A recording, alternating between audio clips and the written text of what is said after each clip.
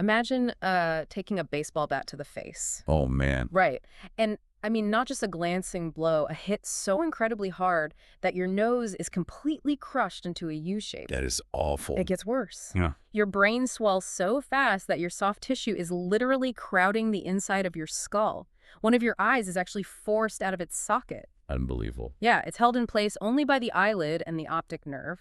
You are placed in an induced coma, kept alive by machines. It's just terrifying to even picture. But now I want you to imagine taking that exact horrifying traumatic event and using it as the foundation to become a top-tier athlete, a straight-A student, and a world-renowned expert on human potential.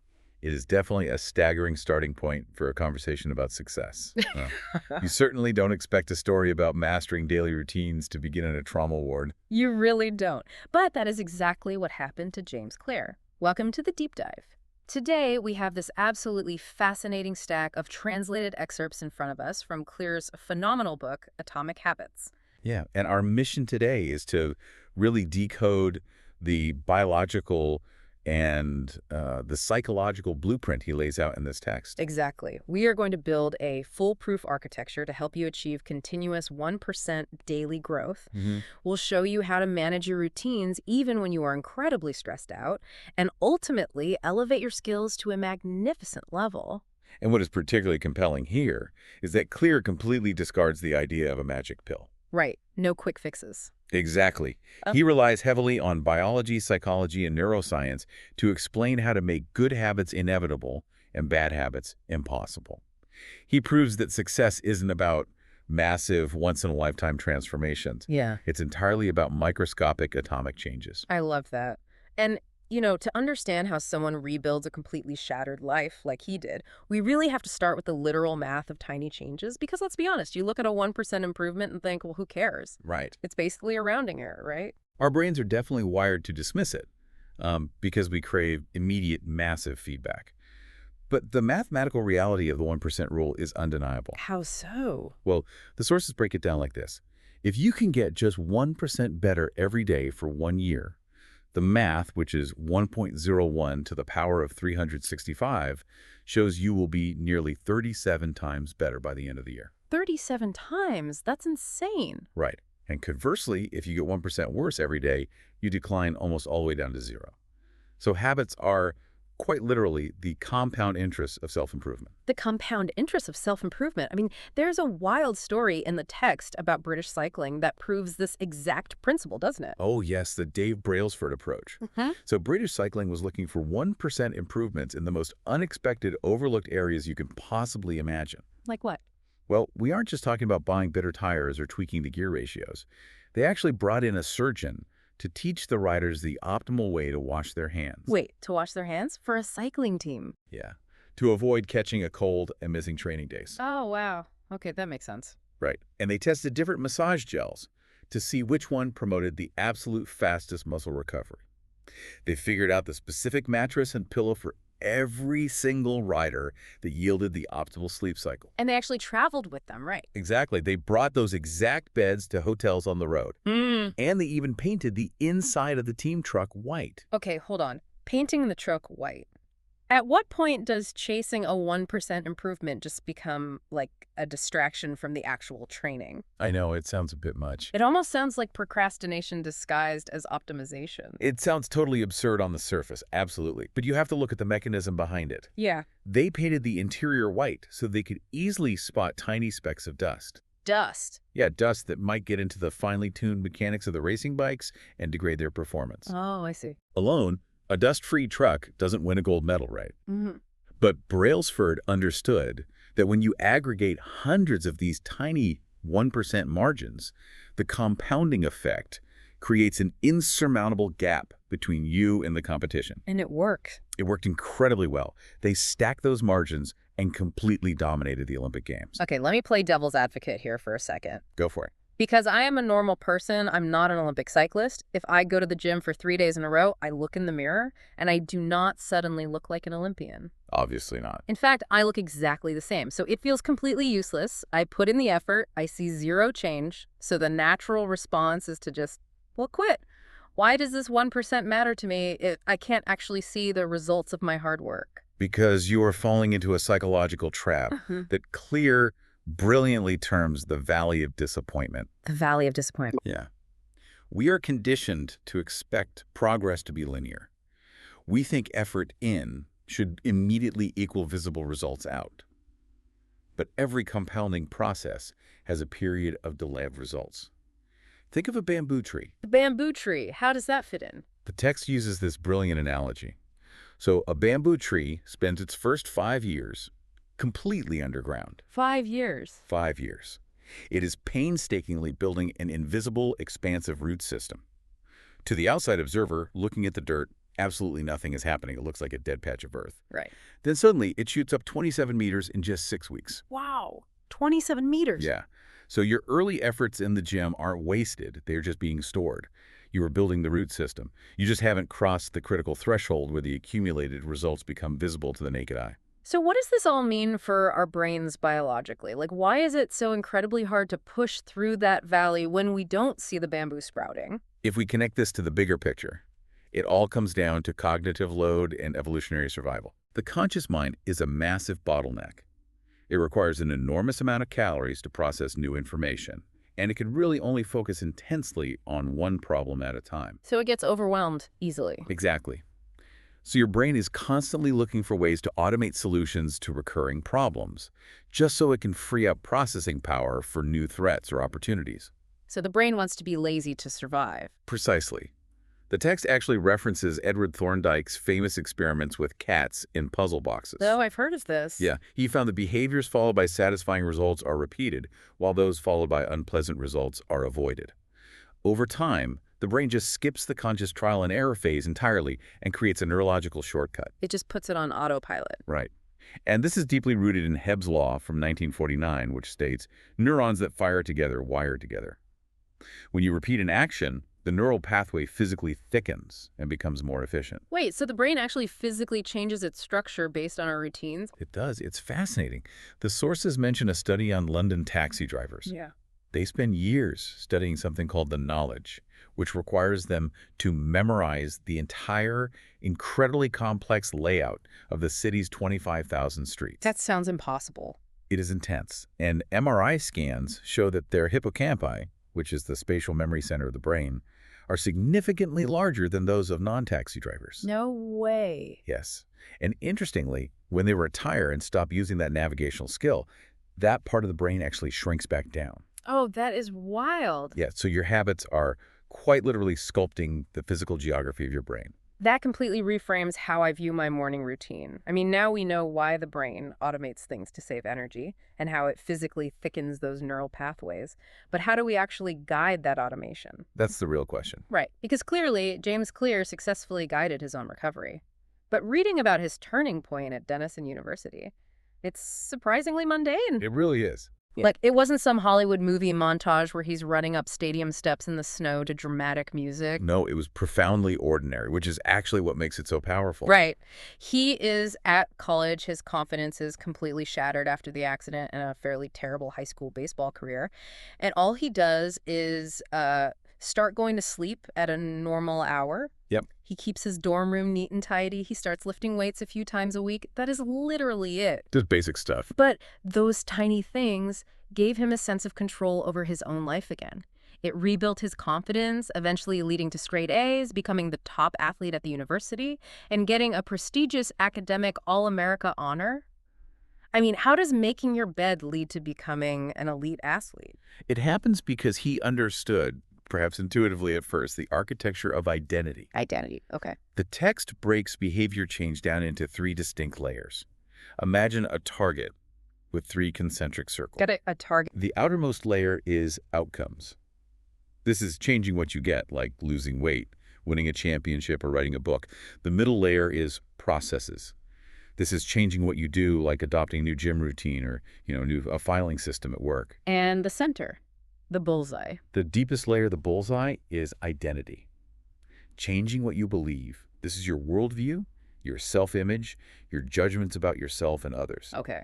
Most people approach habit change from the outside in. They focus entirely on the outcome they want. But true, sustainable change only happens from the inside out, at the identity level. The sources actually give a brilliant example of this with smoking. It really stuck with me. Two people are offered a cigarette. The first one declines and says, "No thanks, I'm trying to quit." That is a classic outcome focus. They still fundamentally believe they are a smoker who is just trying, likely struggling, to do something else. Right, but the second person says, "No thanks, I am not a smoker." It is a microscopic shift in phrasing, but it completely redefines the identity. Smoking is part of their past, not their present. Which actually brings me to the story of Brian Clark, the chronic nail biter. Oh, a perfect illustration of this exact psychological shift. He bit his nails his entire life, literally to the point of bleeding. Willpower never worked. Outcome-based goals never worked. So he asked his wife to book him a professional manicure. A manicure for nail biting. Yeah, he gets his nails done. And the manicurist tells him, you actually have really healthy, nice-looking nails under all this damage. Wow. And he completely stopped biting his nails. Not because he was using willpower to force himself to stop, but because he suddenly became proud of how they looked. He changed his identity. Exactly. Yeah. From a nail biter to someone with well-groomed hands. So if you are listening to this right now, how do you actually apply this identity shift tomorrow morning? Because, you can't just snap your fingers and magically believe you're a totally new person. Right. You cannot just will an identity into existence. And this is the absolute core of Clear's philosophy. Every small action you take is a vote for the type of person you wish to become. A vote. Yeah. You don't need a unanimous vote to win an election. You just need a majority. If you practice a guitar for 1 single minute, you are casting a vote for the identity of a musician. That's 1 minute. Just 1 minute. If you write 1 sentence, you cast a vote for being a writer. Small steps guarantee success because they provide undeniable, accumulating physical evidence of your new identity. Okay, so if we are casting votes for this new identity, we need a practical system to actually get us to the polling booth every single day. Yeah. How do we manipulate our daily environments to guarantee we cast those votes? We turn to manipulating the fundamental variables of behavior change. Often, we assume we lack motivation. What we really lack is clarity. Clarity. Yeah, the text suggests utilizing something called implementation intentions. Instead of a vague goal like, I will exercise more, you create a highly specific plan. Like putting a time on it. Exactly. I will exercise for 1 hour at 5:00 p.m. at the local gym. You explicitly specify the time and location. And there is also habit stacking, which to me completely changes the game. The formula is basically, after my current habit, I will do my new habit. Instead of thinking of it like a highway on-ramp, I think of it more like drafting in a bicycle race. Drafting. Okay, I like that. Yeah, in a peloton, the lead cyclist takes all the wind resistance, and the cyclist right behind them gets to just tuck in and be pulled along with a fraction of the effort. That's a great visual. You use an existing, deeply ingrained habit, like pouring your morning coffee to take the wind resistance. Then you tuck your new, weaker habit right behind it. After I pour my morning coffee, I will meditate for 1 minute. The new habit just drafts off the old one effortlessly. That is a highly accurate way to visualize it. You are tying the new behavior to a cue that is absolutely guaranteed to happen. Right. The text also brings up a fascinating psychological tool called pointing and calling. It was originally used by the Japanese railway system. How does a Japanese train system relate to my morning routine? Well, it is about verbalizing your unconscious actions to deliberately cause psychological dissonance. Okay, break that down for me. Once a habit is automatic, you stop noticing it, which is really dangerous for bad habits. Japanese train conductors point at different signals and verbally call out their status to ensure they don't operate on autopilot. I see. And you can apply this to yourself by literally pointing at an object and saying out loud what you are about to do. Like pointing at a donut and saying, I am about to eat this and it will give me a terrible sugar crash in an hour. You rip the action out of the unconscious brain and force your conscious mind to acknowledge it. You are intentionally breaking the autopilot. Exactly. Okay, let's say I've manipulated my environment. My running shoes are sitting right by the door, completely obvious, but honestly, seeing the shoes doesn't magically make the treadmill fun. No, it doesn't. How do we bridge that gap between knowing I should do it and actually wanting to do it? This requires understanding the evolutionary biology of dopamine. Habits are a dopamine-driven feedback loop. But here is the crucial counterintuitive distinction. It is the anticipation of the reward, not the fulfillment of it, that spikes your dopamine and drives you to act. The anticipation. Why did the brain evolve that way? Think about our hunter-gatherer ancestors.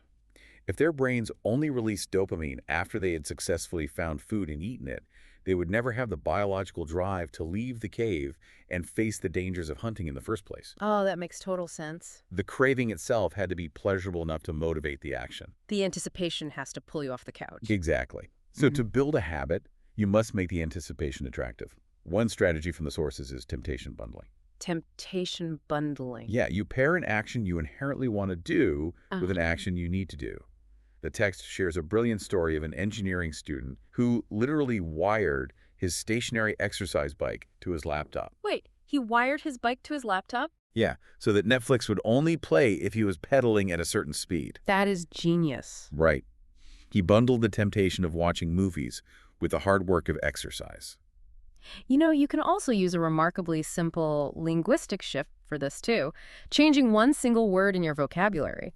Instead of saying, I have to cook dinner for my family, you say, I get to cook dinner for my family. Oh, I love that. Instead of I have to go to work, it's I get to go to work. It instantly shifts the perspective from a burden to an opportunity. It is a microscopic change, but it completely rewires the emotional association you have with the task over time.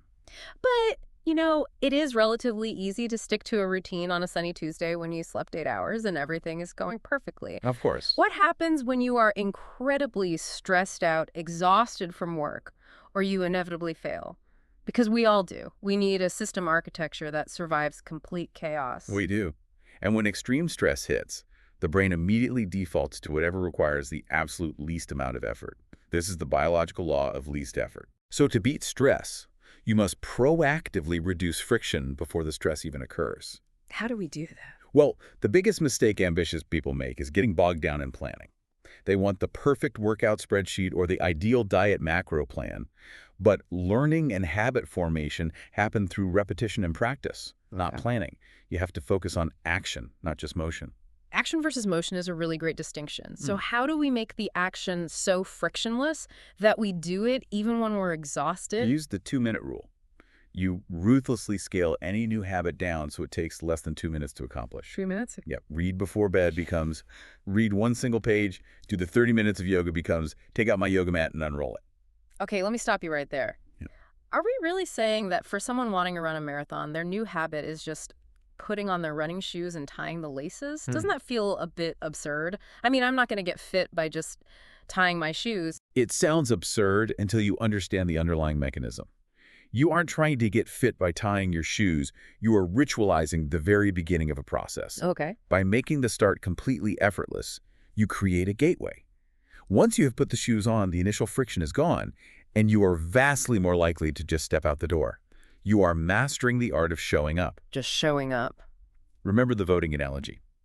A 1-minute guitar practice is still a registered vote for your identity as a musician. Doing less than you hoped is always mathematically and psychologically better than doing nothing at all. That is powerful. The sources also talk about automating your future success by making one-time environmental choices, right? Yes. Things like buying a really supportive mattress, installing a water filter at your sink, or just spending 20 minutes unsubscribing from all those tempting retail marketing emails. You do the work once, and it pays out endless dividends without requiring an ounce of daily willpower. Precisely. You are engineering an environment where doing the right thing becomes the path of least resistance. But we also have to address how to make habits stick long term. Right. Which relies on the fact that what is immediately rewarded is repeated, and what is immediately punished is avoided. Now, this gets tricky for avoiding bad habits, because if I am trying to stop impulse shopping, there is no immediate, tangible reward for not buying a jacket. I just feel deprived and frustrated. It is a fundamental challenge, for sure. How do you meaningfully reward inaction? Exactly. The text suggests creating quick, positive, visible reinforcements for avoidance habits. If you manage to skip the impulse purchase, you open your banking app right then and there and immediately transfer $50 into a savings account explicitly labeled Vacation Fund. Oh, that's so smart. You make the invisible act of not buying something instantly visible and deeply satisfying. I am implementing that trick today. And for keeping good habits going, the text heavily advocates for habit tracking. Just using a simple wall calendar where you draw a big red X on the days you complete your habit. The entire mantra is, don't break the chain. Habit tracking is incredibly potent because it leverages multiple psychological triggers all at once. Like what? It makes your progress painfully obvious. Mm-hmm. It makes the process attractive because you naturally want to keep the streak alive. And physically checking that box is deeply satisfying to the brain. It's proof. Exactly. It provides stark visual evidence that you are casting votes for your new identity. And when you do inevitably fail, because every human being has a bad day, the rule the text provides is simple. Never miss twice. Never miss twice. A single mistake is just a slip. Missing twice is the beginning of a brand new bad habit. You must reclaim your identity immediately the next day. Okay, so if someone has diligently applied all of this, they have designed their environment, they track their habits, they never miss twice. How do they cross that final threshold from just being functionally good at their routines to reaching a level of magnificent top-tier mastery? That requires moving into advanced tactics. First and foremost, you have to play a game where the odds are inherently in your favor. What do you mean by that? You need to align your habits with your natural personality, your strengths, and your genetic inclinations. The critical question to ask yourself is, what feels like play to me, but looks like hard work to others?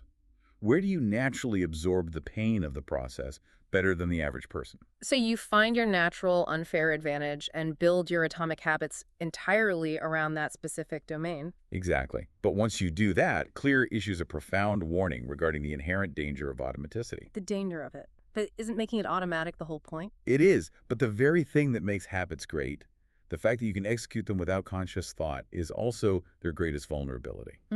When a habit becomes fully automatic, we stop paying attention to small errors. We falsely assume that because we are gaining experience, we are automatically improving.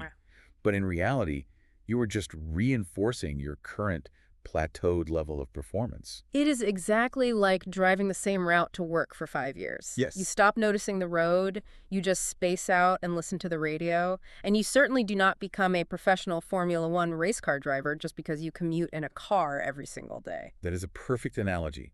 Mere experience does not equal mastery. The formula for true excellence provided in the text is habits plus deliberate practice equals mastery. And deliberate practice. Once a foundational habit is established and automatic, you must constantly reflect, review, and adjust.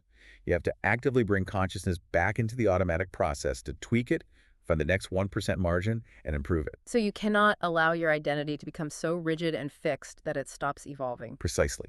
A strong identity helps you start the journey, but a rigid, inflexible identity prevents you from continuing to grow. This entire exploration has been absolutely eye-opening. If there is one immediate life-changing takeaway from all these sources today, I think it is this. Do not obsess over your massive, intimidating goals right now. Yeah. Forget the marathon, forget writing the entire novel, forget the massive promotion. Instead, ask yourself today, right now, what is one 2-minute action I can take that acts as a definitive vote for the exact person I want to become? Just put on the running shoes, just write one single sentence, cast the vote. And as you begin to cast those daily votes, I want to leave you with a final lingering thought to mull over. Let's hear it. If our daily atomic habits eventually stack up to create our entire identity, our skills, and our outcomes, who is actually in the driver's seat of your life? Oh, wow. Is it your conscious, deliberate decision-making mind? Yeah. Or is it just the invisible web of tiny microscopic routines you have blindly accepted from your environment over the years? Change your environment, change your cues, and you quite literally change who you are. What a powerful thought to leave on. You truly are your habits. Thank you so much for joining us on this deep dive. Go cast a vote for your future self today, and we will see you next time.